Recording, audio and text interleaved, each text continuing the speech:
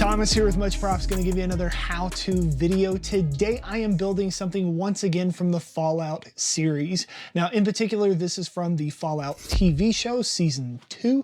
I'm not trying to give you any spoilers, but in the show, there is this brain chip that gets implanted on the back of people's necks to control them.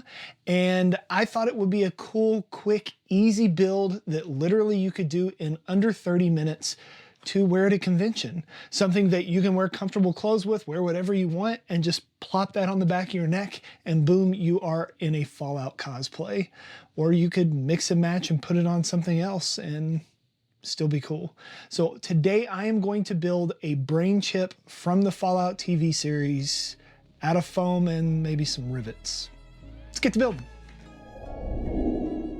I'll be honest, this wasn't the build I planned to release, but after the week I had, I'm feeling a bit like a Protectatron with a bad personality matrix, short-circuited and strapped for time. Over the weekend, my wife and I finished the latest season of Fallout series, and with the lore fresh in my mind, I couldn't stop thinking about one particular piece of pre-war tech, specifically the brain-computer interface or BCI chip. While the show features several variants of this medical marvel, I decided to recreate one of the beefier, earlier prototypes used by Mr. House. For those unfamiliar with Robco's finer safety standards, it's a chip implanted at the base of the skull that offers two very distinct outcomes: total mind control or a messy cranial detonation. Dealer's choice, really. After a quick search and thankfully avoiding any please stand by screens, I found my reference image and got to work.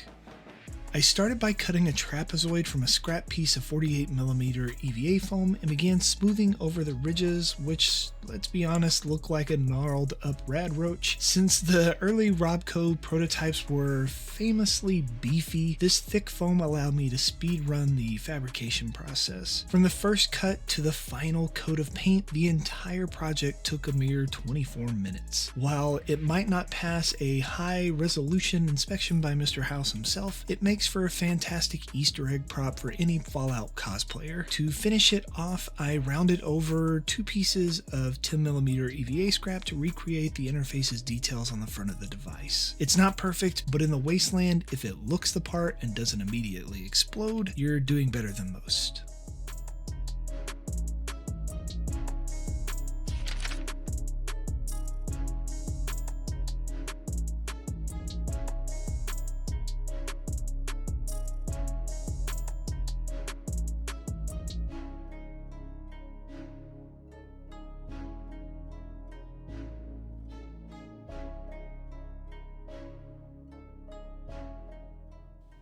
Next, I took the wedge I cut off at the start, sliced it into smaller pieces, rounded over the edges, and glued them back to the slope. These bits act as a platform for the attachment point, the hardware that securely screws into the spine of the victim, or volunteer if they had enough mentats. Because the interface images were a bit blurry, I'm playing pretty loose with the design. If you're a stickler for pre-war accuracy, I've seen some great 3D files floating around the wasteland if you would prefer to go the printing route. Either way, this is a fast build. I know plenty of us treat cosplay prep like a timed quest with 30 seconds left on the clock, so this makes for a perfect last-minute addition to your kit.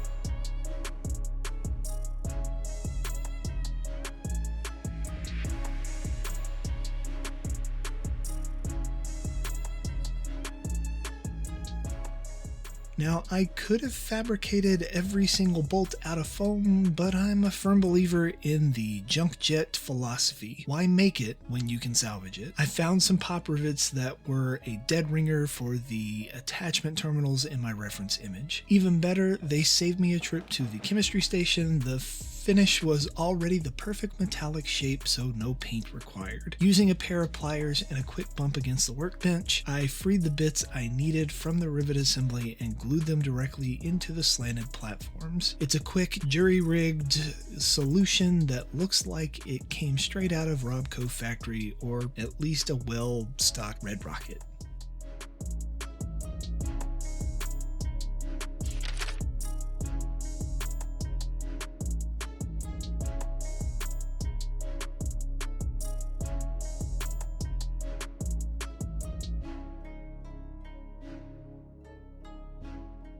Now for the fun part. Using my ginormous power armor clenched hands to fish for the tiniest screws in my stash to cap off those rivet ends. I managed to scavenge a few that fit the bill and superglued them right onto the open ends of the rivets. Now a keen-eyed overseer might notice the ones in the show use flathead screws. Since my personal stockpile was fresh out, I made a conscious lore decision. Robco, in their infinite wisdom and questionable prototyping phases, definitely tested a few batches using Phillips head screws. It's not a mistake, it's a variant production. For the finishing touches, I took a long rivet shaft and glued it into the device as the antenna. And with that, the construction phase of this build is officially complete. We're ready to head to the crafting bench for the painting section of the post-apocalyptic masterpiece.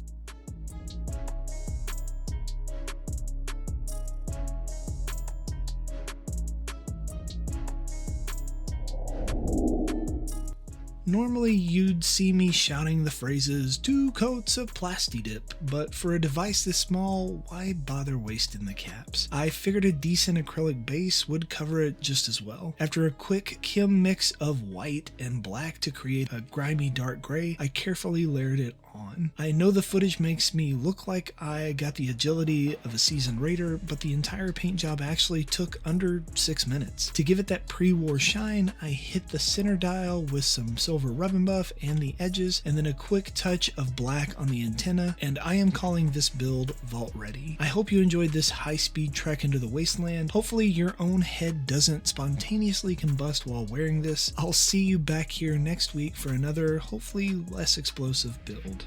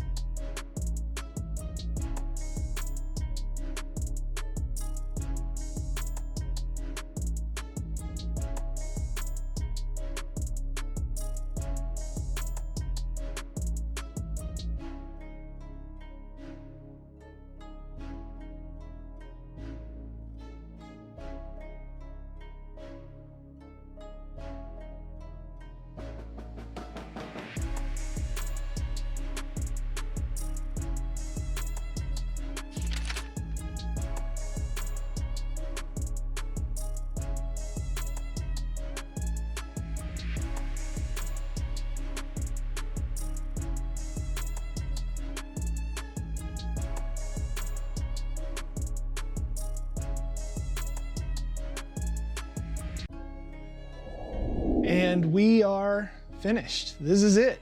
It's got a little curve to it so that it fits on the neck nice. You could add blood effects if you wanted to, or splatter, or when you attach it on with some type of glue that you put on bodies, you could add a little bit of like fake blood around the sides of it to make it look like it's been punched onto the back of your neck. But yeah, maybe you'll try and make one of these yourselves and impress your friends with your ability to speed build through the cosplay and make something super simple and comfortable, and you never have to worry about sweating and all that other stuff when you get out to wear a big old thing. And yeah, maybe you'll get some. Yay! And inevitably they're gonna ask you, how'd you make that? You give them one of these, tell them much props. Time to go control somebody. Peace out.